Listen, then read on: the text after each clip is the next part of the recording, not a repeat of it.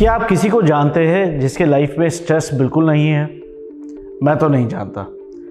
हर किसी के लाइफ में कोई ना कोई स्ट्रेस ज़रूर होता है, चाहे वो घर का स्ट्रेस हो, काम का स्ट्रेस हो, बिजनेस का स्ट्रेस हो, लोन का स्ट्रेस हो, बट स्ट्रेस किसी को छोड़ता नहीं है।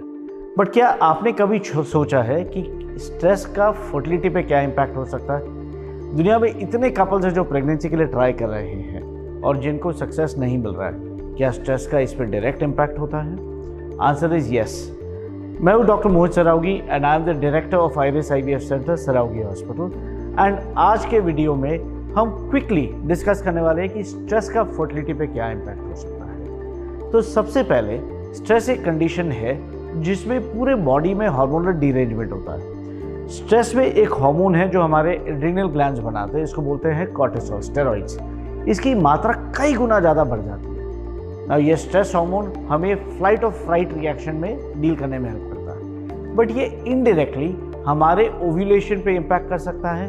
सिमिलरली हमारे स्पर्मेटोजेनेसिस या स्पर्म प्रोडक्शन पे इम्पैक्ट कर सकता है। तो वाइल ये कोपिंग हार्मोन है हमें स्ट्रेस से डील करने के लिए, बट ये नेगेटिवली हमारे एग और स्पर्म पे इम्पैक्ट करता है। नाउ यदि हमारी लाइफस्टाइल ऐसे है जिसमें कॉन्स्टेंटली स्ट्रेस रहता है and day to day basis पे हम कॉन्स्टेंटली प्रेशर में रहते हैं, स्ट्रेस में रहते हैं, तो over a period of time ये काफ़ी ड्रामेटिकली स्पर्म काउंट को भी अफेक्ट कर सकता है और एग की क्वालिटी को भी अफेक्ट कर सकता है एंड ये प्रेगनेंसी पे हिंडर या हैम्पर कर सकती है। सेकंड, स्ट्रेस इनडायरेक्टली हमारे ब्लड प्रेशर बढ़ा सकता है, यानी हाइपरटेंशन दे सकता है, जो एक इनडायरेक्ट कॉज है फर्टिलिटी यानी इनफर्टिलिटी बढ़ाने का। सो स्ट्रेस हर एंगल से प्रेगनेंसी को नेगेटिवली इम्पैक्ट कर सकता है। नाउ क्वेश्चन इज कि हम इसको मैनेज कैसे करें?